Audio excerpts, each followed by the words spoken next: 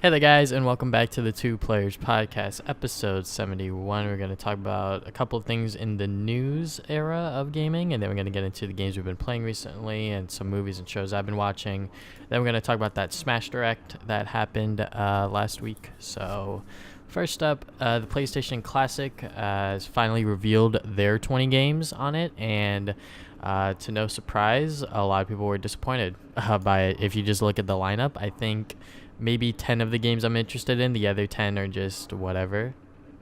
Yeah, it seems like a lot of games are missing, and that could be because of the different collections and stuff coming out. So, like, obviously, like, there's no Crash or Spyro because the Crash Insane trilogy came out, and then the Spyro Reignited thing is coming out very soon.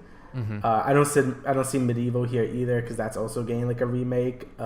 Symphony of the Night isn't here because they also got like remastered on PS4 like a week ago. So yeah, there's a lot of like key like players here that aren't here. Obviously, you have like Final Fantasy VII, which is a big one, Grand Theft Auto, Metal Gear, Oddworld, Resident Evil, Persona, Tekken 3, Twisted Metal. Yeah. Those are some of the big ones I see. But then you have ones like Battle Arena Toshinden. Like, I don't know what that is. Or Intellect Cube or like Mr. Driller. Like, oh, you have Rayman in here too. Intelligent but yeah, Cube, yeah. I have no idea what that is. But yeah, it seems like a very mixed bag. Mm-hmm. Mostly because I do think it's because they didn't want to like sell like Crash 1 when you was like, hey, you could just buy the Insane trilogy. Yeah. Same thing with the Spyro games and stuff like that. Mm-hmm. But my argument for that is that I'm pretty sure that these like mini micro consoles, I'll call them, are meant for like people that don't have those consoles in a way. Like, it's for like a nostalgia sort of thing. So yeah, like I agree with that. So like, why wouldn't you put like these extremely like key titles onto the PlayStation Classic? Once again, it's like a business move by them. They're like, they'll just buy it on whatever, the other platforms. But like, what if they don't have it? But at the same time, when I look at this lineup, there's a lot of variety here. Like, it pretty much tackles almost every major genre in here. So like, Resident Evil's like horror. Metal Gear sort of like the action adventure sort of thing. Final Fantasy's RPG. Rayman's a platformer. You got Super Puzzle Fighter, which is obviously a puzzle game, etc., etc. So they definitely covered a lot of like genres here, but in terms of like actual like good and great games that people remember from the PlayStation 1, it's not all there. Yeah, there's just a lot missing. They don't have Tomb Raider either, which is surprising. Yeah, Tomb Raider, Silent Hill. Oh yeah, Silent Hill. Yeah. I would argue Klonoa, but Oh yeah, my boy Klonoa. Parappa the Rapper. Like, there's so many PlayStation games out there. It's kind of hard for them to put it all in one 20 game list. Yeah, and it just seems kind of like they could have fit in more of those because like people are still gonna buy those remasters and remakes anyway, since it comes with like. They're probably only going to include one game in this collection anyway. They're not going to have all 3 Crash games. They could at least put the first game, Mm-hmm. So it just feels like it's kind of just missing. Like, it's like having the Super Nintendo Classic and doesn't have Super Mario World, It just seems a little weird. Mm-hmm. So, yeah, I mean, and it's also $100. Like, I feel like if you're not a collector, then I feel like it's kind of not worth it. Even if you like all these games, I feel like just like 20 PlayStation 1 games for $100 seems a bit much if you're not also in it for like the collectible itself, which I think is why most people will even buy this thing. So yeah, I definitely agree on that. Even as like a collector myself, I'm still on the fence about it because I'm like, I actually want to play this console in a way because I want to try out Final Fantasy VII, the original Rayman, even like the Super Puzzle Fighter. I want to play that. So, but even then, that's like about like half the games I'm interested in. The other half are just there, Yeah, it just I feel like they could have put more. Like, I know they didn't want to like run over their toes with like the other games like in the other collections, but it just still seems like kind of like a missed opportunity for more people to buy this thing. At least it comes with 2 controllers. I'll put it. That's true. That's pretty cool. Yeah. So. But it's also like the DualShock like 1. Like, didn't they add the joystick? Like, just a D-pad. Yeah. So it's like, yeah, it looks so weird and so naked without the analog sticks, But nostalgia. Yeah, nostalgia, I guess. But yeah, I won't be picking this up. It's not too much in that it interests me. I'll see how well it does. If I had to guess, they're gonna make this like extremely limited, and then it's gonna become a collector's item, and then a lot of people want it. So that's probably what's gonna happen. If I had to guess. If they make a PS2 one, maybe, but depends what games. Yeah, it depends on what games are there. All right, so next bit of news is Diablo. So during BlizzCon, people got really mad because instead of announcing Diablo 4, Blizzard announced Diablo Immortal, which is a free-to-play mobile game. And people are not happy about this for several reasons. The first one is, like, before BlizzCon even happened, Blizzard was talking and hyping up Diablo, saying, like, we got some big news to announce, like, things are going to be great for the next BlizzCon, buy the ticket. So people bought the ticket, and a few like days after the tickets went on sale, which was like about 2 weeks before BlizzCon itself happened, they said, actually, never mind, we don't really have much, don't get too hyped. Yeah. So people already bought their tickets, and like, what happened? So apparently, they right, as this article states, they had multiple Diablo projects in the works. But as news has been coming out recently, they've been saying that Diablo 4 has been having like a troubled development, and a lot of other things have been like not been working out so far. So really the only announcement they had was Diablo Immortal.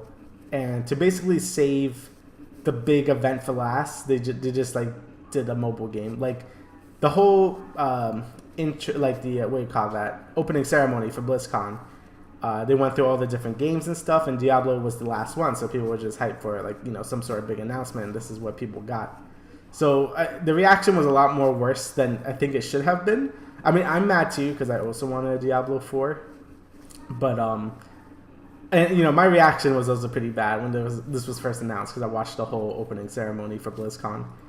But I feel like the reason why people are mad was because we didn't get a Diablo 4 or not even any like announcement that's even being made, because you know when Fallout Shelter was announced, or what was the other game, Elder Scrolls Blades, during the Bethesda conferences, they would usually announce the other big game right after it. So after Fallout Shelter, they say, all right, here's Fallout 4, and with Elder Scrolls Blades, they're like, all right, here's like a JPEG of like Elder Scrolls 6.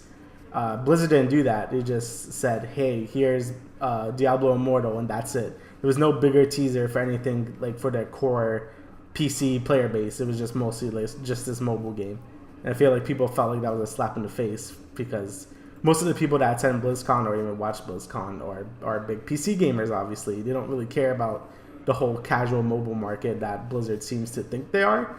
So, yeah, I think that's the reason why a lot of people are mad over this, just because they were hyping this up just for a mobile game, and we didn't get anything else afterward. Like, it was no Diablo 4, no Diablo 2 remaster, just this. So, yeah, that just felt very underwhelming for a lot of people. Also, the fact that this is not even made by Blizzard. This is outsourced to a Chinese company. And a lot of people are saying it just seems like a copy and paste of their other action RPGs made on the mobile. I think Crusader of Light, people saying this just looks like a reskin of that game.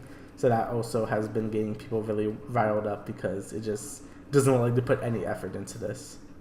So, yeah. All right. So, from an outsider's perspective, I'm not much of a Blizzard guy, and I didn't watch this live. I just heard about it. So, I understand why people would be upset. You know, you attend this event for this one company, and you expect big and great things, and then it's like, here's this mobile game. And most people that follow Blizzard are PC gamers. So them being upset is understandable. But the way that, like, I saw, like, some, like, videos and, like, Twitter clips of them, like, you know, the Q&A part afterwards.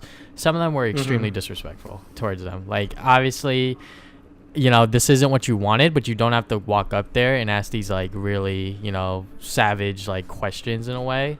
You could have just been, like, sat quiet or, like, just left afterwards. You know, you didn't have to. I feel like it was only one dude, which was the out of season April Fool's joke, which was funny, and I was like, yeah, screw Blizzard. I did feel kind of bad afterward, but you know, I do get it. It's kind of disrespectful.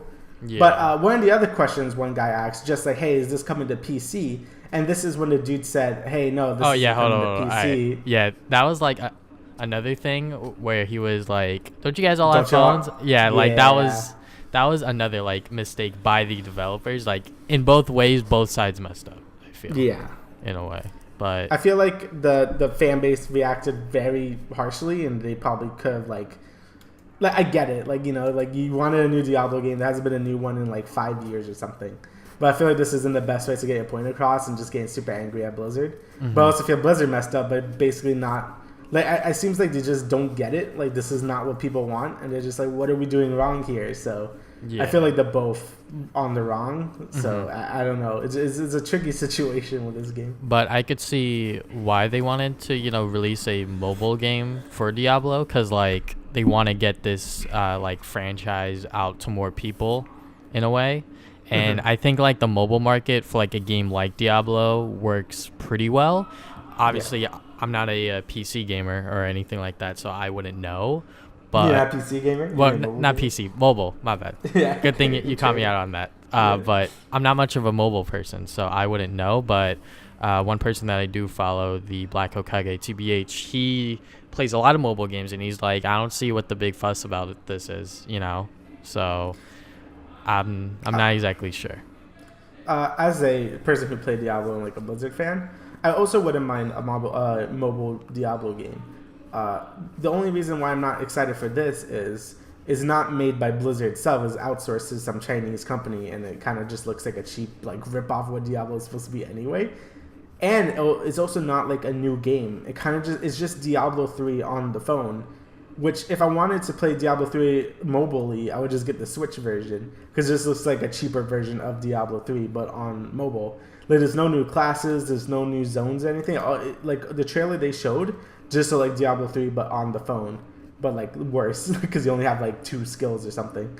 So, I don't know. It's not really doing it for me. But, I mean, if people haven't played Diablo before, and if this is their way to experience it, then, you know, good for them. But I felt like Blizzard could have tried a little harder to make this on mobile. Because if you look at Hearthstone was made by Blizzard and developed by them. And the game is great. You know, like I played on mobile a few years ago and it worked really well. With Diablo, this just doesn't look like it has that Blizzard like quality and polish to it. So that's the thing that's mostly turned me off from this is that it's not made by them at all. And it kind of just looks like a quick cash grab. That's just my opinion on it, though. Yeah, obviously. So, yeah. But yeah, I'm just sort of just like waiting to see on how this all plays out because they're obviously still going to release the game, and I think they got similar backlash when they were doing Diablo for console, but not like to this extent. I think so. Yeah. We'll just have to go and wait and see. I'm pretty sure there's still going to be a lot of people that are going to download this game and experience it for what it was. So. But yeah, I mean, we just gotta wait and see. It doesn't even have a release date. So that also makes people a little mad because it seems like this game isn't for a while, and that means Diablo 4 isn't going to be for a very long time. So, yeah, it's not looking too good for the Diablo community, but we just got to wait and see if this gets better. Hey, so tight. There's some people out there still waiting for another F-Zero, so. That is very true, yeah. Has been one since like the GameCube, I think. But there's that. So let's dive into some of the things we have been playing recently. I'll start with you because I got some other things I got to talk about. Yeah, so I finished Dragon Quest XI. It was very long, but I did it. It's a very good game. Very traditional JRPG. You know, nothing groundbreaking in terms of story or anything like that. But I think it did what it did well. It's like My Hero was like My Hero isn't groundbreaking either. But it's just good. It just does what it does well. So and it's like the same thing here. You know, it does its story well, does its characters well. The combat system is also really well done. Everything is not reinventing the wheel, it's just like refining it, and I think that's good. You know, but not every game needs to be a groundbreaking new innovation. You know, something just has to be a good thing in that genre, and that's what Dragon Quest XI is. I did beat the main game, but it is post game I still need to do, so I'm like 60 hours in, and there's still like more stuff. So yeah, that's great. But yeah, the game is great. It's also the best-selling Dragon Quest game, which is nice in North America. Okay. Not by much. It was only like 600,000, I think, which is not the best, but it still did more than the previous Dragon Quest games. So yeah, that's good, I guess. But yeah, I suggest it if you have any interest in like any JRPGs or things like that. I suggest buying it or maybe wait for a sale, since it's probably gonna be on sale soon. So yeah, a pretty great game. Another thing I've been playing, and like the only thing I've been playing, is Warframe. The next big update came out called Fortuna, and that came out yesterday. I've been playing that, which is the next big open world thing. And it's a lot of fun.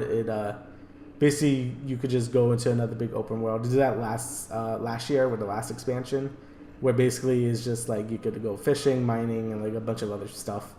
I think it's a nice change of pace because in Warframe you're mostly just killing stuff and getting new Warframes and guns and stuff. So just going out to an open world and exploring and like do other activities is a nice change of pace, which the game needs. So I'm glad they're doing more of that. But besides that, that's kind of it. I haven't played too much of the update yet. It just came out yesterday, and the servers were kind of destroying themselves. So a little jank. Yeah, it was a little jank. I'm trying to think what else. I think that's it. Okay. Well, I got a big list here. Yeah, so first up, been playing more League.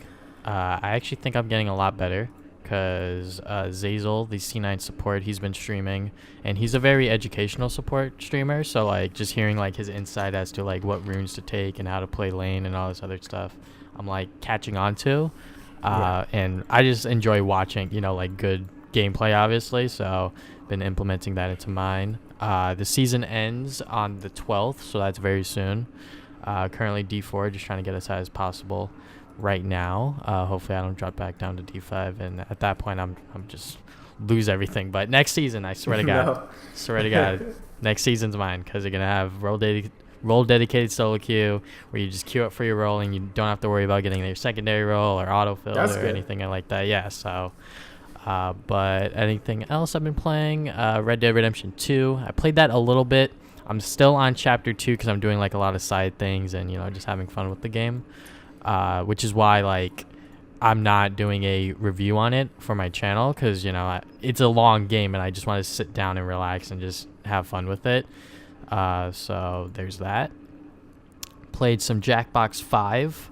I actually have a review going out today, Saturday, but Jackbox 5, there's 3 games in there out of the 5 that are really good, and those are Split the Room, where you have to create a answer with the prompt given and you have to split the room, like half people have to choose that side. And then the other one, Mad vs. City, it's pretty much you roasting your friends but in raps. It's hilarious and a great time. And then the last one is Patently Stupid, where you are given, or you have to fill out these prompts, and then those prompts are given to the other players, and then you have to create an invention for said prompt. I believe you get to choose one of them. Like they'll give you like multiple prompts to choose from the other players, and then you just choose one of them, create the invention, the name, the picture, and the tagline. It's just a fun time. You're not a fan of the new Jackbox, like the actual new, Wait. What do you call it? What was it called? You don't know Jack? You don't know Jack, yeah. I've never been a big fan of that, just because it's like so wacky trivia and like it just feels a little random at times. I don't know. I'm just like bad at trivia. At least with Trivia Murder Party, like there was like some comeback potential in that, and like there was like a chance for you to get back when you get something wrong, while in this game you just get minus $1,000 like instantly. So it's just like, well, I guess I'm not gonna win. Yeah. But there's that, and then the other one, Zeppel Dome. It's like a co-op game. It feels really jank and really terrible. Like at least with Bomb Squad or whatever, it was one of the previous Jackbox games that was actual co-op. That game was pretty good, but the one that they put for the co-op for this one was just not pleasant at all. And then yesterday I went to go see Beautiful Boy because I signed up for AMC 8 list, and the reason I did that was because MoviePass is complete hot trash now. Is it dead? It's about to be honest, just because of how it's structured now. So before it was like, see any movie, $10 a month, and you get to choose from any movie.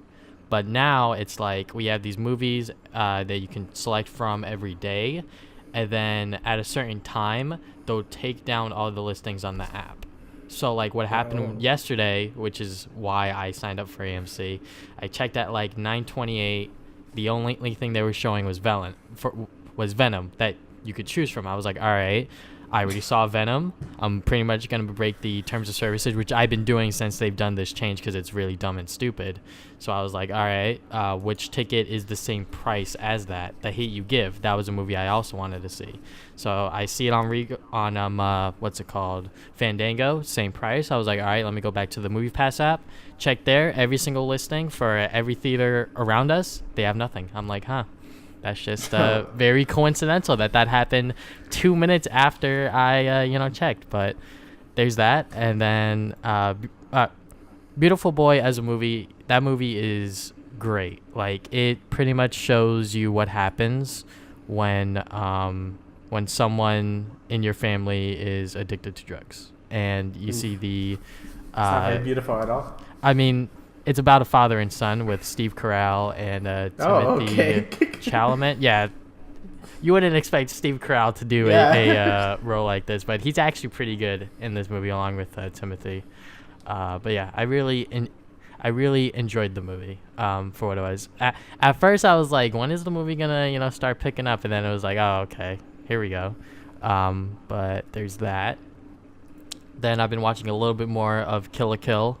Still a fantastic anime. I still need to watch more of it because I've been watching The Office, and that show is hilarious. And I watched like a little bit of first season. It's pretty good. Yeah, it is really good. I'm like at the end of season 3, but yeah, I'm really enjoying it. I know how certain things happen towards the end. I won't spoil, but I know about certain elements and whatnot. But I mean, I know he leaves at some point. Oh yeah. Steve and Carell's character. Yeah, and I heard it doesn't get as good after that point. But I also know that. And then the last thing I've been watching, I actually did not expect me to get into this, but because I drive a coworker home after every one of my shifts, which I really don't mind, but he likes to talk about The Walking Dead, and I was like, well, if I want to contribute to this discussion, I gotta watch it. So I caught up on Netflix, and then I went on the AMC website and I signed in with my cable provider thing. But I'm all caught up.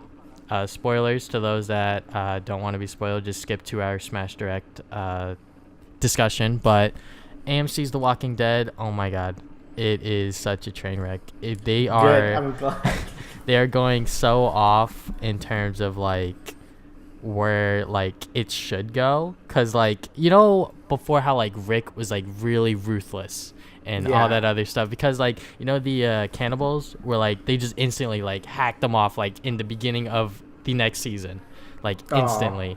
They've been playing this Negan game for too goddamn long. Like, yes, they have. Negan has been he's still around, which really surprised me when I was watching or when my coworker was talking about season 9. He was like, yeah, so Negan. I was like, wait, what? Negan's still alive? Like, what are they doing with this character? Well, I know in the comics Negan is alive. They like capture him instead, but him and Karo have like some interesting relationship. But the problem is they kill Karo for no reason. Yep. So that never is gonna happen. So I don't even know what's the point of his character anymore. Yeah, so like the reason why they kept Negan alive was because when Carl died, he like wrote letters and he was like, I want a better world. There has to be something after all this other stuff. I'm like, fucking no, kill these people. What? Like, they legit killed your friend in front of you.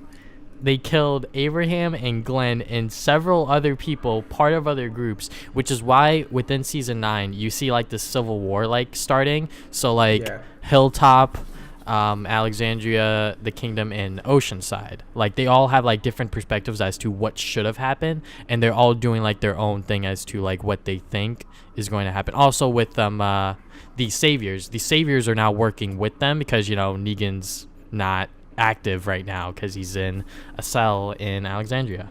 But what happens is that there's some saviors that are like, Negan's still gonna come back and do his thing, and some of them like leave mysteriously and all this other stuff. And some of the Oceanside people, like there's an episode that's revealed that like the Oceanside people have been killing saviors because of what the saviors did to them in the past. And Daryl and Maggie see this, and once the Oceanside explain themselves, both of them just walk away because they're like, well, they probably deserve it. And I'm like, all right, like Rick, like what the hell is going on here? Because Rick wants this to work. But I'm like, this is not gonna work, bro. Like, this is definitely not gonna work. And all right, so supposedly Rick's final episode on the show. I have no idea if he's gonna return to the show or if he's just gonna do these 3 movies or whatever. But Rick, the way he dies, or how they think he dies, like the rest of the group, like all of the people, like Daryl, Michonne, like they all think he's dead. And the way he dies is that like there's a horde of walkers that cross a bridge, and then suddenly, and he thought that the bridge would collapse because they like recently just like rebuilt that bridge, but it didn't collapse. And then all of the sudden, like in this one box that a walker walks over, a piece of dynamite falls out, and then Rick's like, well, I guess I gotta shoot it down if these walkers aren't gonna cross the bridge, because at that point there's like too many of them for them to really handle it. And like, so he just shoots it, and I'm like, well, that was like a good send-off for Rick as a character, you know, him killing himself to save his people. And the last thing he said was my family, and then he just shoots, and then we think he's dead. But supposedly he's not. I don't know how the hell he survived. He lost so much blood during that entire episode because he got wounded before. Oh my god, like so much plot armor is on these main characters. It's insane. Like when Carl was gonna die, he like lived for so long so he could write the letters and spend time with people and, you know, confront Negan and do that final thing. And then he lived afterwards in the sewers for a bit, and I'm like, just like, dude, these characters need to like die quicker if you're gonna be consistent about it, you know? But I feel like they're just killing the wrong people. It's that like, too. It's like the whole point of this show is that, like, yeah, Rick was gonna die eventually, but he was supposed to, like, you know, Carl was supposed to be the next Rick, and that was like the whole point. But they kill Carl, and then they like sort of kill Rick. So I'm like, what's even the point? What's gonna happen in this show anymore? That's what I'm saying. Because at this point, it's all about the Civil War. Because the Saviors are still around, Negan is still alive. Like, Negan could definitely like take control back, and I have no idea. Oh, there's a part in the show where Maggie hasn't confronted Negan since he was captured, because she wanted him to die after Rick slit his throat, but Rick was like, save him. So Maggie hasn't confronted him since. So she's like, I'm not going to Alexandria, this and that. But then in the episode where Rick dies, quote unquote, she goes to Alexandria to confront Negan, and Michonne's there. Michonne's like, what the hell are you doing here? You're not gonna kill him. And then she's like, I can't sleep, and, you know, she's like messing with all this other stuff in her mind or whatever.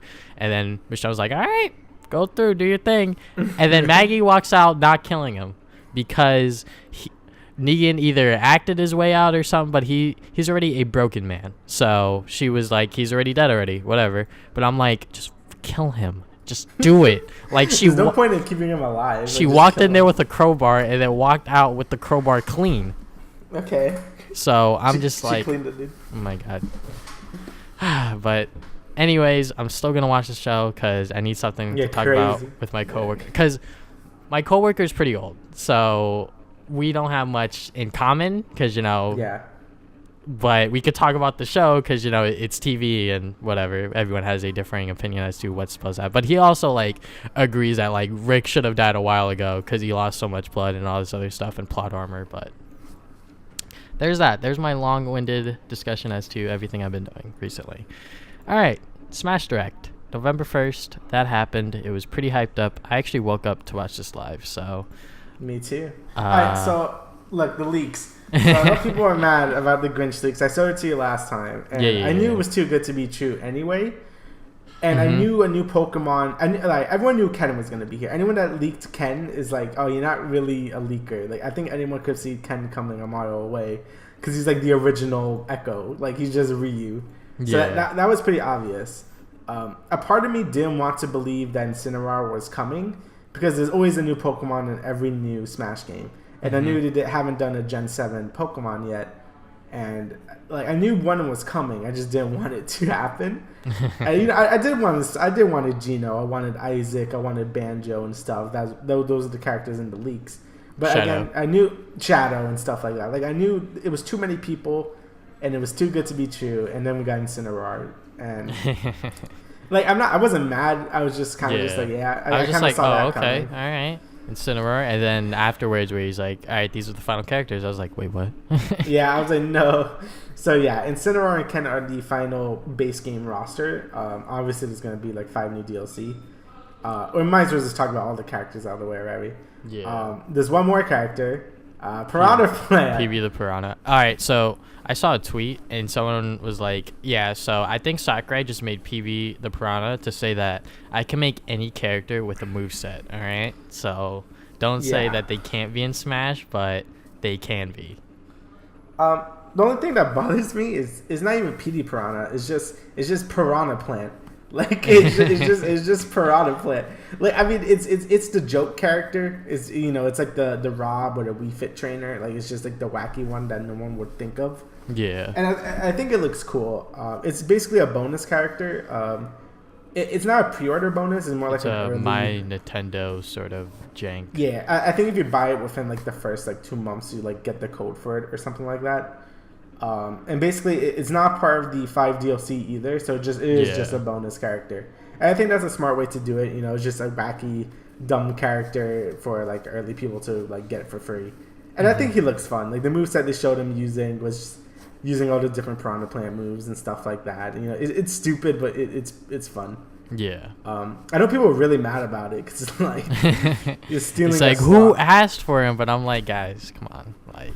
Yeah, like I mean, I don't really care. I would like to put PD Piranha more because he's like an actual character. He's the final Smash for him, but like Yeah. I think having more heavyweights is cool because they've been adding a lot more, but I think having another one would have been fine. But Piranha Plant's fine. That's all I gotta say with that. But my thing is that as like a final Smash Direct, it felt a little underwhelming. Yeah. So what they should have done for character reveals was put these characters, or at least put Incineroar and Ken in the middle direct, and then save the Belmonts and King K. Rool for this direct, because that would have been way more hype to end it off, Yeah. Like, if you just make the middle direct sort of like, okay, I think people wouldn't care. But if you're hyping this one to be the final Smash Direct, then I think people wanted a big character reveal. So they should have saved King K. Rool and the Belmonts for the last one. Yeah, definitely.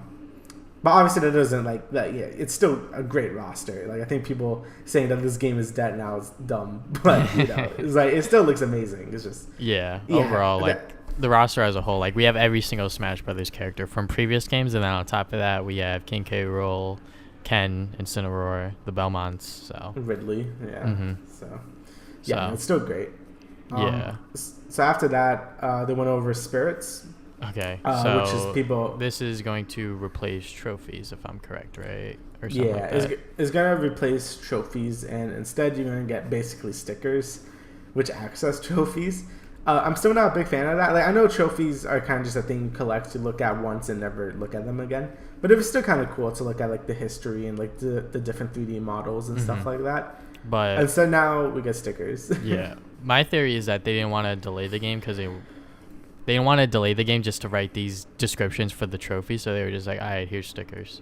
Yeah, Nintendo felt like we needed some big game for 2018. Since this year, they haven't been releasing too much. Next year looks really good for Nintendo, but this year, was kind of an off year. So I think they didn't want to delay Smash because this was the big holiday game. Yeah. So, that's probably why they couldn't do trophies. In terms of Spirit Mode itself, it looks pretty fun. I know people didn't really like it because I hate when the directs do this. When they basically give you a whole tutorial of the whole mode.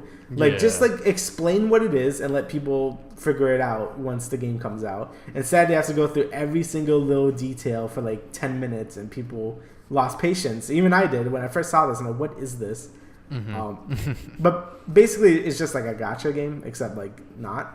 Yeah. So basically, it's these 3 types, each counter one another in a way. Yeah, so there's each sticker or spirit is a character from a game. There are 3 types. I think it's attack, grab, and shield or something like that. And it's sort of like this, the Fire Emblem chart is grab beats shield, shield beats attack, and attack beats grab. Like a fighting game, basically. And they're good against certain things. So basically, you could equip your fighter with a primary spirit, which will give you a bunch of boost. And then you could equip that primary spirit with secondary spirits, which power up that spirit. So it's just a bunch of leveling up and powering up your fighter. I think it's cool. You could get a bunch of different characters. They could evolve too, which is cool. So let's say you have I'm trying to think of an example they put. I can't really think of one, but they showed some spirit, and once it reaches a certain level, they could evolve in Pokemon, and I think that's pretty cool. Yeah. You could also like fuse them to like different spirits, so you could like discard like a bunch of them and get like base components and like craft new ones and stuff. It seems like a pretty decent like single player mode. A lot better than Smash 4 anyway, because Smash 4 had Smash Tour and that was fun. No, it wasn't, but okay. Yeah. So I'm glad that this one actually looks more substantial and a little more fun. You know, it also seems to be a replacement for event mode, since the spirit battles they showed are basically event battles where it's like, hey, fight. I'm trying to think of one. Fight like what's his name? One of the Kid Koopas. And instead of Spinies, he has a bunch of tiny little red Bowsers fighting you. So they're basically like event battles. Yeah. And you could win different spirits and stuff like that. So that's kind of cool. Mm-hmm. And after that, I don't want to get into World of Light yet, because I guess we should save that. The online's next. So basically, they're still doing the global Smash power, which is stupid. Like I don't get that system. Still, this should just be an MMR or ELO system. They're still going over that whole dumb global Smash power they did with Smash 4. The cool thing about it is at least you could see it in this game, and each character has its own Smash power. Mm-hmm. So that's kind of cool, but still like a dumb way to rank yourself. Like it's not really that great. Also, the whole prefer rules sort of thing. I think is really dumb. So basically, instead of having for fun and for glory, you could just pick your rule set. And I don't like this, because you could set it to like how For Glory was. So if you want like, what was it, like 2 stocks? It was like 2 stocks, final destination, no items, stuff like that. Yeah. Now you could be like, hey, I want maybe 3 stocks. I want like 4 minutes, and I want a stage with no hazards. So we'll try to find you with people with that exact rule set, except it's going to try its best to do it, but you probably aren't going to get it most of the time. I feel like it's not... I think people do react a little too, like... Negatively? They overreact about... Yeah. Like, I feel like it's not... Like, people are saying, oh, I'm going to go for no items, but it's going to give me with someone with, like, items on and stuff. Like, I don't think it's going to do that. I think there's going to be plenty of people that play with no items on. But I think it's going to be more the finer details. Like, hey, I wanted Battlefield stages. I didn't want Final Destination or Omega stages. Or I wanted 3 minutes, but I got 4 minutes instead. Or I wanted 2 stocks, but I got 3 stocks instead. Like, I feel like that's going to be the thing that messes a lot of people up. And that could be annoying. Like, you know, like if you wanted to play like a shorter game or whatever, but you get matched with like 4 stocks or whatever. You know, it just seems like a very messy system, and I don't really get why they did that. Mm-hmm. The sure just made a standard rule set at like For Glory. Like it just seems better. Like it just seems convoluted the way they did it. I don't really get it. Yeah, my theory is that there's gonna be like, when the game comes out, the Smash Bros subreddit is gonna be like, all right, if you want to play like competitively, just do this. Yeah, like everyone's saying in the Smash Reddit, they're basically saying they're gonna make their own rule set anyway. Like this is what you should be searching for, and I'm sure it's gonna be better over time. But I think during the first couple of like weeks is gonna be a mess. So possibly. I'm not really a big fan of that. I think it should have just kept For Glory and for fun as is. So yeah, I'm not really a big fan of what they were doing with online. Mm-hmm. My thing about it is that once you reach like a certain tier, you'll unlock like this new online mode. Yeah. I forget what it's called. It's like a elite, elite battles or whatever. Elite battles, and Sakurai will look at that and see which characters are broken. And and I think that's kind of cool. Like I think that's cool that he's actually gonna balance the game. Like he's very direct about saying, hey, I want to balance this game more. So if the top players could reach elite battles, I could like basically see like the matches here and make nerfs or buffs where they should be. So I think that's pretty cool. Obviously I would never see that like ever, but I know like probably Kofi will, and maybe, so that would be cool to get a direct impact on the game if you reach that high of a level. So I think that's cool. Mm-hmm. Another thing that I think that's cool with the online is the sort of like the ARMS like lobby system, where you could have like people spectate and like watch a match, or people could play and then rotate out. Yeah. I forgot what they called it. I think it was just called arena battles, I think. Mm-hmm. Those look cool. So yeah. Yeah, I'm not too sure, but those look cool. It's basically like the ARMS lobby system, and I think that's pretty cool. Besides that, I think that was all the online options. After that, it just went through options for like 10 minutes. So that was weird. Went through options, showed us all the characters that are assist trophies instead of characters. Oh, yeah. So yeah, like Isaac Rip, Shadow Rip. Yeah. So Springman for some reason. Springman got ripped. Yeah. So rest in peace. Then they talked about a DLC plan. So there's gonna be 5 DLC characters coming out, each for $5.99, or you could buy the season pass for which is $25. Yeah. I think that was the same as Smash 4. So I don't know why people are saying it's more expensive. Also, these are whole characters for 5 of them for $25. That's pretty good. Plus, you get the character, a stage, and multiple music tracks, which is pretty good. So you're definitely getting a deal. Yeah, you're getting your money's worth. And then after that, they ended it and said, "Hey, here's the actual story mode," and they show a trailer for the World of Light, and I thought that was awesome. That really hyped me back up.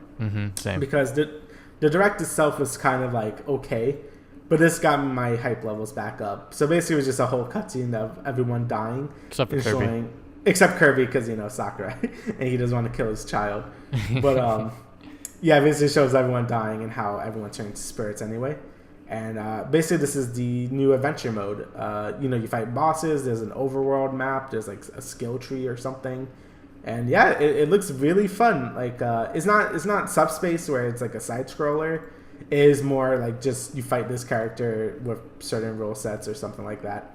But yeah, I think it's cool that they even bothered to make a story mode. I think it really shows that they were listening with this game. Yeah, definitely.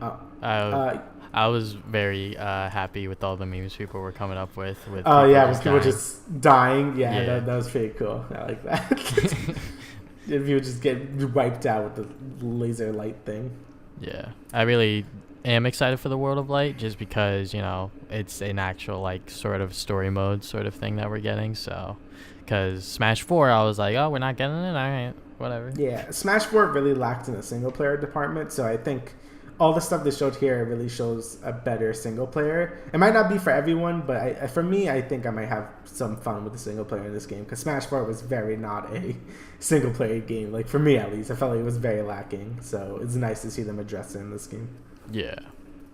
But overall, my thoughts on the Direct as the final one, it was underwhelming or okay at best, I would say. We did get a lot of new details, I'm not gonna lie. We had to see the options, the World of Light mode, and all the other things and whatnot, the online, how that was gonna work. But even with all that information, some of it was disappointing, like the online and the fact that the last 2 characters they showed off was an Echo Fighter and Incineroar, and then PB the Piranha as like a DLC piece. Yeah, and I don't know, again, I think people overreacted, but I also think Nintendo or Sakurai should have just swapped the orders around and people would have been happy. So just showed Ken and Incineroar in the middle direct, and for this direct just showed the Belmonts and King K. Rool. I think that would have solved a lot of the saltiness people had. But overall, I thought it was an okay direct. I think Despair Mode looks fun. I think they went on too long with it, and World of Light really saved it as a whole. So overall, it was a decent direct, but I can't wait for it to come out at this point. So yeah. At this point, it just needs to drop, and everyone will probably lose their mind. Yeah. But that is about it. Is there anything else you would like to add, good sir? No, I think that's it. Okay, so thank you guys for listening to the Two Players podcast once again, and we'll see you guys 2 weeks from now with the next episode. See ya.